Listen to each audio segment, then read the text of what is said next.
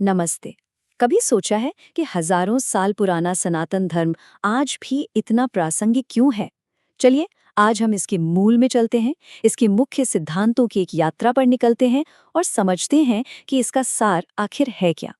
तो सवाल ये उठता है कि सनातनी होने का आखिर मतलब क्या है? क्या ये बस कुछ रीति रिवाजों को मानना है या फिर इसके पीछे कोई और गहरी बात छुपी है? चलिए इसी को समझने की कोशिश करते हैं। देखिए, सनातन धर्म के अनुसार एक सनातनी वो है जिसका जीवन 5 बुनियादी सिद्धांतों पर चलता है। आज हम एक एक करके इन्हीं 5 स्तंभों को गहराई से जानेंगे।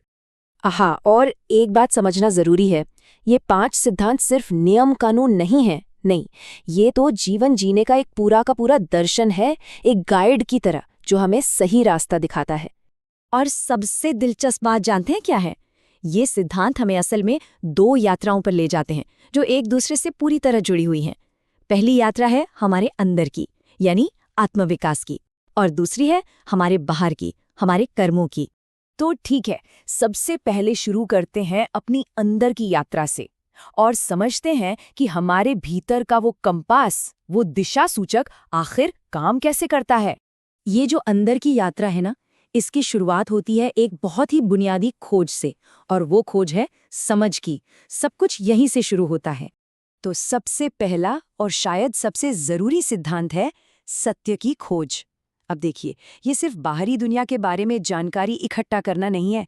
नहीं, इसका मतलब है खुद के अंदर झांकना, ये सवाल करना कि मैं कौन हूं, इस विशाल ब्रह्मांड में मेरी जगह क्या है।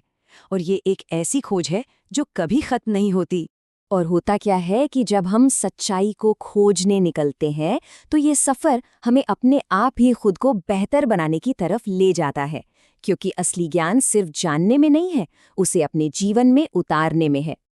और बस यहीं पर हमारा दूसरा सिद्धांत सामने आ जाता है, आध्यात्मिक और नैतिक रूप से खुद को बेहतर बनाना। इसका सीधा सा मतलब है कि ज्ञान और व्यक्तिगत विकास अलग अलग नहीं है, ये एक ही सिक्के के 2 पहलू हैं, ये हमेशा साथ साथ चलते हैं। तो हमारे भीतर का जो कंपास है वो इन 2 ताकतों से बनता है, सत्य की खोज और खुद को बेहतर बनाने की चाह।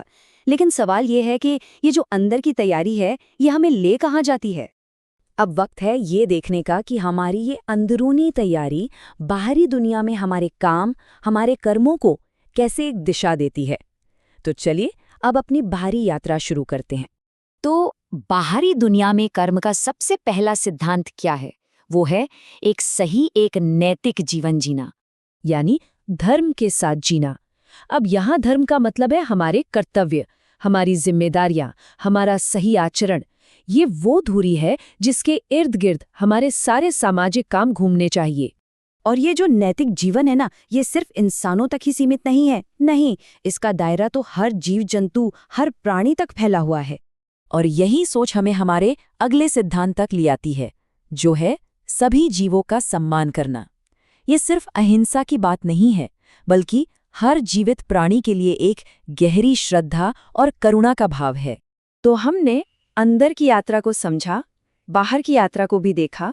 अब समय है इन दोनों रास्तों को एक पुल से जोड़ने का, और ये देखने का कि ये दोनों मिलकर एक संपूर्ण जीवन कैसे बनाते हैं। तो सवाल फिर वही है कि ये 2 रास्ते, अंदर का विकास और बाहर का कर्म, ये आखिर एक साथ आकर मिलते कहाँ हैं? इसका जवाब मिलता है हमारे 5वें यानी आखिरी सिद्धांत में। वो क्या है? वो है व्यक्तिगत विकास और समाज की भलाई के लिए काम करना। यहीं आकर ये दोनों रास्ते एक हो जाते हैं। मतलब खुद को बेहतर बनाना और समाज का भला करना, ये 2 अलग अलग चीजें हैं ही नहीं, ये तो एक ही सिक्के के 2 पहलू हैं। तो चलिए इन 5 मार्गदर्शक सिद्धांतों को एक बार फिर से देखते हैं। पहला, सत्य की खोज। फिर आध्यात्मिक और नैतिक सुधार। तीसरा, धर्म के साथ जीना। चौथा, सभी जीवों का सम्मान। और आखिर में व्यक्तिगत विकास को समाज की भलाई से जोड़ना। ये सब मिलकर ही एक संपूर्ण जीवन बनाते हैं। तो आखिर में हमने क्या सीखा? यही कि ये एक ऐसा दर्शन है जहां हमारे अंदर का काम और हमारे बाहर के कर्म, इन्हें एक दूसरे से अलग किया ही नहीं जा सकता। एक दूसरे को ताकत देता है और दूसरा पहले को एक मकसद। और ये सब हमें एक बहुत गहरे सवाल पर लाकर छोड़ देता है। सोचेगा ज़रूर कि हमारे अपने जीवन में हमारे अंदर के सिद्धांत और बाहर के काम, ये दोनों एक दूसरे से कितने जुड़े हुए हैं।